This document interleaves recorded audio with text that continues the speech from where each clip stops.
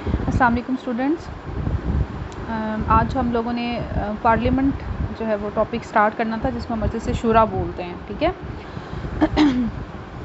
इससे पहले अब हम लोग जो है वो सारे अब तक जो है वो 3 आइन पाकिस्तान के अंदर जो नाफिज किए गए, तीनों जो है वो डिटेल से पढ़ चुके हैं। और अब जो है वो उसमें साथ जो 1971 की जो है वो मशरक़ी पाकिस्तान की अलहदगी की जो वजूहात थी, जो वाक़यात थे, वो सारे भी हम डिस्कस कर चुके हैं। अब हम लोगों ने जो है वो सिस्टम पढ़ना है। ठीक है। ये आपके मुल्क का निज़ाम है कि किस किस तरीके से क्या क्या डिपार्टमेंट जो हैं वो इसमें काम जो है वो अपना रोल प्ले कर रहे हैं और किस तरह से जो है वो इसकी मैनेजमेंट होती है। तो पार्लियामेंट जो है या मजलिस शूरा जो है वो आपका हुकूमत का पहला शोबा है। जैसे हमने पहले भी डिस्कस किया था कि हुकूमत के 3 शोबे हैं, जिसमें नंबर 1 पे मुकन्नना, सेकंड पे आपकी इंतज़ामिया और थर्ड पे अदलिया है। तो नंबर 1 जो पॉइंट है हमारा मुकन्नना, जिसको हम लोग मजलिस शूरा भी बोलते हैं, पार्लियामेंट भी बोलते हैं और मुकन्नना भी बोलते हैं। ठीक है। इसके लिए 3 नाम जो है वो आप कहीं पर भी जो है उसको यूज़ किया जा सकता है। तो आज हमने पार्लियामेंट के बारे में यानी मुकन्नना के बारे में पढ़ना है। 1973 के आइन के मुताबिक मुकन्नना यानी मजलिस कानून साज का नाम पार्लियामेंट था। ये डिफरेंट नेम्स थे जो डिफरेंट अदवार में यानी इसको यूज़ किया जाता रहा। कभी इसको मुकन्नना के नाम से बोला जाता रहा है, कभी आजकल जैसे पार्लियामेंट बोला जाता है, कभी मजलिस शूरा के नाम से जो है वो ये बोला जाता था, और कभी जो है वो इसको मजलिस कानून साज के नाम से भी जो है वो इसको जो है वो ज़ुबान पे लाया जाता था।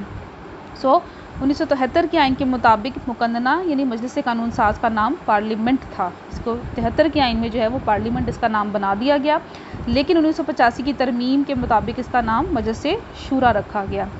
अब 1973 का आइन आया तो पार्लियामेंट नाम था, बाद में 1985 की तरमीम के मुताबिक इसका नाम जो है वो मजलिस शूरा रखा गया।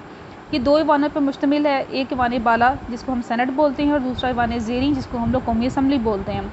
सेनेट सूबों की नुमाइंदगी, जबकि कौमी असम्बली अवाम की नुमाइंदगी करती है। ये सारे का सारा आपका ये जो पैरा है ना, ये आपके जो है वो ऑब्जेक्टिव की चीज़ है। इसमें आपको ये भी पूछा जा सकता है कि 73 के आइन में जो है वो मुकन्नना का नाम क्या था, तो वो पार्लियामेंट था, लेकिन कौन सी तरमीम थी जिसमें इसका नाम जो मजलिस शूरा रखा गया, तो वो 1985 की तरमीम है। ठीक है। इसके बाद इसके ईवान कितने हैं, वो 2 ईवान हैं, उनके नाम भी पूछे जा सकते हैं। ईवान बाला कौन है जी, कौन सा है, तो वो सेनेट है। ये सेनेट ईवान बाला है या ईवान ज़ेरी है, ये डिफरेंट तरीके से आपके ऑब्जेक्टिव बन सकते हैं। ठीक है। अब हमने अब तक जो है वो डिस्कस किया है कि पार्लियामेंट के 2 ईवान हैं, जिसमें एक ईवान बाला यानी सेनेट और दूसरा जो है वो ईवान ज़ेरी यानी कौमी असम्बली कहलाता है। सेनेट जो है वो सूबों की नुमाइंदगी करेगा, ये भी आपका ऑब्जेक्टिव है, और जो कौमी असम्बली है वो आपकी अवाम की नुमाइंदगी करती है। इसके बाद हम लोग आज जो है वो उसका पहला ईवान यानी मजलिस शूरा या मुकन्नना का या पार्लियामेंट का जो पहला ईवान है सेनेट, उसको हम डिस्कस करेंगे। तो सेनेट क्या चीज़ है? सेनेट मजलिस शूरा का ईवान बाला है। ठीक है। बड़ा ईवान बोल लो या नंबर 1 ईवान बोल लो, जो चारों सूबों की बराबरी की जो है वो बुनियाद पे नुमाइंदगी करता है, यानी चारों सूबों से बराबरी की बेस पे मसावी बुनियादों पे जो है वो यहाँ से हम लोग इसकी नुमाइंदगी जो है वो करवाते हैं। कंपोजिशन ऑफ द सेनेट या तश्कील इसकी कैसे की जाती है? सेनेट के कुल अरकान जो है वो 87 थे। ठीक है। 87 अरकान पे मुश्तमिल था ये। आइनी पैकेज लीगल फ्रेमवर्क ऑर्डर, जिसको LFO के नाम से भी बोला जाता है, या लीगल फ्रेमवर्क ऑर्डर 2002 मजरिया के तहत सेनेट की तादाद में इजाफा किया गया। ठीक है। LFO आया था लीगल फ्रेमवर्क ऑर्डर यानी इसके नाम से 2002 में, जिसमें सेनेट की जो तादाद थी वो 87 अरकान से बढ़ाकर 100 कर दी गई, और मौजूदा तादाद जो है वो 104 है, जिसकी तफसील दर्ज झैल है। ठीक है। यानी 2002 से पहले तक 87 थे अरकान इसके सेनेट के। उसके बाद 2002 में LFO के अकॉर्डिंग जो है वो इसकी तादाद बढ़ा के 100 कर दी गई, और जो मौजूदा अब आजकल की जो सूरत हाल है उसमें 4 सीट से इन्होंने जो है वो मज़ीद इसमें ऐड कर दी थी, तो वो 104 इसकी टोटल जो है वो तादाद बन गई है। ये सारे का सारा A to Z आपका ऑब्जेक्टिव है अब। ठीक है। ध्यान से इन चीज़ों को टिप्स पर याद करना है आप लोगों ने। उसके बाद जनरल नशिस्तें, यानी कौन कौन सी जो है वो नशिस्तों की उन्होंने किस किस तरीके से डिवीज़न की है। सेनेट की नशिस्तें जो 104 है, तो वो कैसे कैसे चारों सूबों में डिवाइड की हैं इन्होंने। हर सूबे से 14 हैं। ठीक है।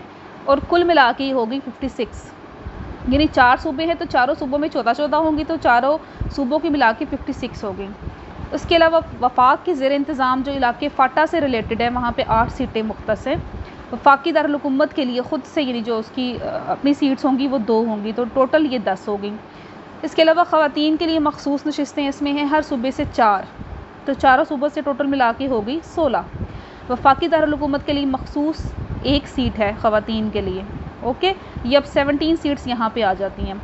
टेक्नोक्रेट्स के लिए मखसूस नशिस्तें हैं जिसमें हर सूबे से 4 हैं, तो वो भी टोटल मिला के होगी 16। वफाकी दारुल-हुकूमत के लिए 1 और अक़लियतों के लिए भी इसमें नशिस्तें रखी गई हैं जिसमें 4 नशिस्तें शामिल की गई हैं। अब इन सारी की जो डिवीज़न सारी इन नशिस्तों की थी, इनको टोटल मिलाया जाए तो 104 पूरी हो जाती हैं। ठीक है, ये सारी नशिस्तें आपने अच्छे तरीके से याद करनी है कि किस सूबे से कितनी नशिस्तें जो हैं वो जनरल थी, ख़वातीन के लिए कितनी मखसूस की गई, टेक्नोक्रेट्स के लिए कितनी हैं और अक़लियतों के लिए कितनी नशिस्तें जो हैं वो इसमें डाली गई हैं। इसके अलावा वफाकी दारुल-हुकूमत के अंदर जो है वो या फ़ाटा के इलाकों के लिए क्या क्या सीट्स जो है वो मुख्तस की गई हैं। इसके बाद हम लोग इसकी नेक्स्ट फिर पॉइंट है, इसकी क्वालिफ़िकेशन पढ़ेंगे कि सेनेट के उम्मीदवार के लिए काबिलियत क्या होनी चाहिए, अहलियत क्या होनी चाहिए। तो नंबर 1 पॉइंट हमारा कम से कम उम्र की जो हद है वो 30 साल होगी। 30 साल से कम उम्र जो है वो क्वालिफाइड जो है वो शख्स नहीं होगा सेनेट की उम्मीदवारी के लिए, और इसका नाम किसी इंतखाबी हलके में दर्ज हो। कोई भी इंतखाबी जो आपका पोर्टल होगा, जो इंतखाबी हलका होगा, उसमें इसका नाम जो वो दर्ज होना चाहिए। तो पार्लियामेंट की तरफ से मुतय्यन करदा शराइत पूरी करता हो। जो भी इसके लिए शराइत रखी गई हैं उम्मीदवार के लिए, उन तमाम पे जो है वो एक शख्स पूरा उतरता हो। पाकिस्तान का शहरी हो, पागल और दीवाना ना हो। ठीक है, अपनी सेंसेस में हो, और पाकिस्तान की शहरियत तो ऑब्वियसली ये ज़रूरी चीज़ है, जो पाकिस्तानी होगा उसी को जो है वो सेनेट की उम्मीदवारी जो है वो दी जा सकती है। इसके अलावा वो अपनी सेंसेस में हो, उसके हवास जो हैं वो उसके बहाल हो, वो किसी सरकारी या नीम सरकारी ओहदे पे फाइज ना हो, मुत्तकी और परहेज़गार हो। अब सरकारी या नीम सरकारी किसी भी किस्म की जॉब नहीं करेगा वो। सेनेट का अरकान बनना या सेनेट के उम्मीदवार के लिए एक बहुत बड़ी जो है अज़ ख़ुद ये एक बहुत बड़ी ज़िम्मेदारी है। तो इसके अलावा कोई और ज़िम्मेदारी वो पूरी जो है वो करने के काबिल नहीं होगा। तो वो कहते हैं कि बंदा फ्री हो, बिल्कुल आज़ाद हो हर किस्म की जो है वो ज़िम्मेदारियों से, कि सेनेट के तौर पे, सेनेट के उम्मीदवार के तौर पे वो अपनी ज़िम्मेदारी अच्छे तरीके से पूरा कर सके, और साथ में मुत्तकी और परहेज़गार भी हो, ताकि इस्लाम के असूलों के मुताबिक जो है वो उस चीज़ को, अपनी ज़िम्मेदारियों को उठाए, हलफ उठाए और उसको निभाए। इसके अलावा नज़र पाकिस्तान का मुखालिफ नहीं होगा।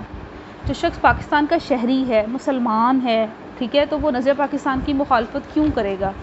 इसलिए ये शराइत रखी गई थी ताकि किसी भी किस्म का कोई भी जो इबहाम है वो इसमें ना रहे। इसके बाद इलेक्शंस हैं। सूबाई असम्बलियाँ वाहद काबिल इंतकाल वोट यानी हेयर सिस्टम के ज़रिए अपने नुमाइंदों को मुंतखब करेंगी। बाकी दीगर नशिस्तों का इंतखाब कौमी असम्बली के मेंबरान करने के मजाज होंगे। ये इलेक्शन का इनका तरीका होगा कि सेनेट के जो अरकान हैं उनका जो है वो किस तरीके से उनको इलेक्ट किया जाएगा। ये जो हेयर सिस्टम है इंशाल्लाह ये आने वाले कुछ टॉपिक्स में आपको जो है वो समझाऊंगी डिटेल में। ठीक है, इस सिस्टम के तहत जिन्होंने कहा था कि ये अपने नुमाइंदों का इंतखाब करेगी। सेनेट के अंदर हेयर सिस्टम के अकॉर्डिंग जो है वो इनके नुमाइंदों का इंतखाब होगा, और बाकी दीगर नशिस्तों का इंतखाब कौमी असम्बली के मेंबरान जो है वो करने के मजाज होंगे। इसके बाद टर्म है, मयाद कितनी होगी। सेनेट मुस्तकिल ऐवान है, ठीक है, ये आर्जी नहीं है, ये मुस्तकिल ऐवान है, इसको तहलील नहीं किया जा सकता, ख़त्म नहीं किया जा सकता। इसके अरकान 6 साल के लिए मुंतखब किए जाते हैं, और हर 3 साल के बाद आधे अरकान रिटायर हो जाते हैं, उनकी जगह नए रुकन चुन लिए जाते हैं। ठीक है, 6 साल इसकी मियाद है, तहलील नहीं किया जा सकता, मुस्तकिल ऐवान है, और 6 साल के लिए जो है वो उनके अरकान को जो है वो हम लोग इलेक्ट करते हैं। लेकिन हर 3 साल के बाद आधे अरकान रिटायर हो जाते हैं, तो नए को जो है वो उसकी जगह पे उनका इंतखाब जो है वो हेयर सिस्टम के अकॉर्डिंग कर लिया जाता है। ये इनका टेन्योर है या इनका टर्म है या मियाद है सेनेट के अरकान की। इसके बाद सेशंस आ जाते हैं कि सेनेट का जो ईवान है इसके इजलास या सेशंस जो हैं वो किस किस जो है वो बेस पे बुलाए जाते हैं। सेनेट के 1 साल में 3 इजलास मुनक्किद होना ज़रूरी हैं। ये असूल है, ये शराइत हैं इसके लिए कि सेनेट के ईवान में 1 साल के अंदर 3 इजलास कम से कम होना ज़रूरी हैं। इससे कम इजलास नहीं होंगे, 3 होंगे एटलीस्ट होंगे। इससे ज़्यादा तो ऑब्वियसली जितने मर्ज़ी हो जाएँ, जो वो वक्त के साथ साथ जैसे जो कोई मसाइल अगर कोई कौमी सतह पे ऐसे पेश आते हैं जहाँ पे हंगामी इजलास भी बुलाया जा सकता है, वो और सारे केसेस होंगे। लेकिन एटलीस्ट जो उसकी तादाद है वो 3 है। 3 इजलास से कम सेनेट के जो अंदर जो है वो इजलास जो है वो नहीं होंगे। इसके काम करने की मुद्दत 130 दिन है, 130 डेज़ टोटल। जो भी कोई बिल पास होगा या कोई मसला या मुसवदा पास होगा, किसी भी किस्म का कोई इशू जब इजलास जब उसके लिए बुलाया जाएगा, तो उस काम को मुकम्मल करने के लिए 130 दिन का टाइम उनके पास होगा कि वो मुसवदा पास होकर यहाँ से नेक्स्ट जो है वो ईवान में चला जाए। 2 इजलासों के दरमियान 120 दिन से ज़्यादा वक्फा नहीं होना चाहिए। ठीक है, यानी अगर एक इजलास बुलाया है तो 120 दिन मैक्सिमम होंगे और उसके बाद जो है वो इससे ज़्यादा का वक्फा नहीं होगा और नेक्स्ट उसका जो है सेशन हो जाएगा। ईवान का इजलास सदर तलब करने का मजाज है। सदर की जो है वो हुक्म पे जो है वो इसका इजलास तलब किया जा सकता है। वो दोनों ईवानों की इजलास भी तलब कर सकता है, यानी कौमी असम्बली का भी बुला सकता है सदर और साथ में सेनेट का भी बुला सकता है। ये सदर के पास इख्तियार है। सेनेट का चेयरमैन ईवान के 1/4 अरकान की दरख्वास्त पर भी 14 दिन के लिए इजलास तलब कर सकता है। यानी यहाँ पे जहाँ पे सदर के पास इख्तियार है वहाँ पे सेनेट के जो चेयरमैन, जो सेनेट का जो हमारा हेड है उसको हम लोग चेयरमैन बोलते हैं, तो जो चेयरमैन है उसके पास भी इख्तियार हासिल है कि वो 1/4 अरकान की दरख्वास्त पर 14 दिन के लिए इजलास तलब कर सकता है। ठीक है, ये एक समझ लेंगे उसके पास जो है ये एक ऑनरेरी ये उसको एजाज़ जो है वो ये दिया गया। इसके बाद कोरम आ जाता है। अब कोरम क्या है कि ऐसी तादाद सेनेट के अरकान की जिसके बगैर इजलास मुमकिन नहीं होता। ठीक है, जैसे अब अगर लेट सपोज सदर ने हुक्म दिया कि इजलास होगा तो उसमें जो सेनेट के अरकान अगर 104 अरकान हैं टोटल सेनेट के ईवान के, तो उसमें से कितने अरकान का होना ज़रूरी है कि जिसकी बेस पे इजलास हो सकता है। अगर उससे कम जो है वो अरकान होंगे तो इजलास जो है वो ख़त्म हो जाएगा या मुलतवी हो जाएगा। सेनेट के अरकान की कम से कम तादाद जिसके बगैर इजलास मुनक्किद नहीं किया जा सकता कोरम कहलाता है। ये कोरम की डेफिनेशन है जो आपको ऑब्जेक्टिव में आ सकती है। ठीक है, सेनेट का कोरम 1/4 अरकान पे मुश्तमिल है। लेट सपोज अगर 100 आपके पास जो हैं टोटल तादाद है सेनेट के अरकान की, ठीक है, तो 1/4 उसका जो है वो चौथा हिस्सा होगा। चौथा हिस्सा कितना 25% होगा। तो 25% का मतलब है 25 अरकान जो हैं वो 100 में से होने ज़रूरी हैं। अगर 24 भी हुए तो इजलास जो है वो मुनक्किद नहीं किया जाएगा। ये हो गया इसका कोरम। उसके बाद नंबर 7 पॉइंट पे आते हैं हम लोग, ये है हेड क्वार्टर। सेनेट का इजलास जो है वो पार्लियामेंट हाउस इस्लामाबाद में मुनक्किद किया जाता है। यही इसका हेड क्वार्टर ही शुमार किया जाता है। यानी इसका जो मेन डिपार्टमेंट कह लें या मेन जो है वो इसका हेड क्वार्टर कह लें वो पार्लियामेंट हाउस इस्लामाबाद में जो है वो मौजूद है, जो इसका हेड क्वार्टर है सेनेट का। ये भी आपकी सब की सब जो है वो ऑब्जेक्टिव की जो वो चीज़ें हैं। इसके बाद बराआत हैं या प्रिवलेजेस हैं। पार्लियामेंट के दोनों ईवानों के अरकान को यकसा बरात मैसर हैं, यानी कौमी असम्बली को भी और सेनेट के जो अरकान उन दोनों ईवानों के जो अरकान हैं उनको एक जैसी सहूलियात जो है वो मैसर हैं। इजलास के दौरान किसी रुकन को आम सूरतों में गिरफ़्तार नहीं किया जा सकता। इजलास अगर चल रहा है तो आपस में कोई बहस हो गई है या अपोजिशन के जो लोग बीच में बैठे होते हैं तो वो अगर किसी चीज़ पे उनको एतराज़ात हैं तो उसके होने के बावजूद, यानी इस राय की जो है वो आज़ादी, इजहार की आज़ादी सबको होगी, लेकिन अगर कहीं इख्तिलाफ कोई पैदा होता है तो उनके पास ये प्रिविलेज मौजूद है तमाम अरकान के लिए कि उनको गिरफ़्तार नहीं किया जाएगा। उसे ईवान के अंदर अपनी राय का इजहार का पूरा हक़ हासिल है। उसकी राय के ख़िलाफ़ कोई अदालती कार्रवाई मुमकिन नहीं है। तमाम अरकान को माकूल तनख्वाह, अलाउंसेस, रहाइश और दीगर मराहत हासिल है। ये सेनेट और कौमी असम्बली के दोनों अरकान के लिए है कि उनको इस किस्म की तमाम मराहत जो है वो हासिल है। तमाम सहूलियात जो है वो गवर्नमेंट जो है उनको देती है कि जिसमें इनको तनख्वाहें भी दी जाती हैं, इनको अलाउंसेस भी मिलते हैं, इनको पेंशन्स भी मिलती हैं और उनको रहाइश है और दीगर जो है वो कन्वेंस वगैरह भी जो वो इनको प्रोवाइड की जाती है, यानी गाड़ियाँ वगैरह और सब कुछ जो है वो इनको फ्री है। पेट्रोल तक इनको जो फ्यूल जो है वो भी फ्री इनको जो है वो दिया जाता है। ये इनकी प्रिविलेजेस हैं जो कि गवर्नमेंट इनको पे करती है। ठीक है, ये था सारा आपका पार्लियामेंट के अंदर सेनेट के बारे में हमने डिटेल में आज से जो है वो इसको पढ़ लिया है।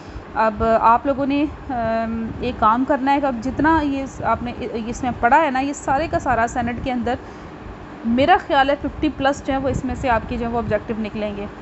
ठीक है, और आपने सारे के सारे ये निकाल के जो है वो कल मुझे ये काम जो है चेक कराना है। ये आपका जो है आज के लिए आपका होमवर्क है। ठीक हो गया, सेनेट के जो है वो पूरे टॉपिक के ऑब्जेक्टिव आपने निकालने हैं, जिसमें कोशिश कर लो चलो शॉर्ट क्वेश्चन आंसर ही जो है वो कर लो। ठीक है, शॉर्ट क्वेश्चन आंसर है जो जितने भी बन सकते हैं एटलीस्ट 40 आपके बन जाएंगे इसमें मेरे हिसाब से। तो इंशाल्लाह कल जब हम आपका काम चेक करूँगी और कल जो इंशाल्लाह कौमी असम्बली हम लोग स्टार्ट करेंगे।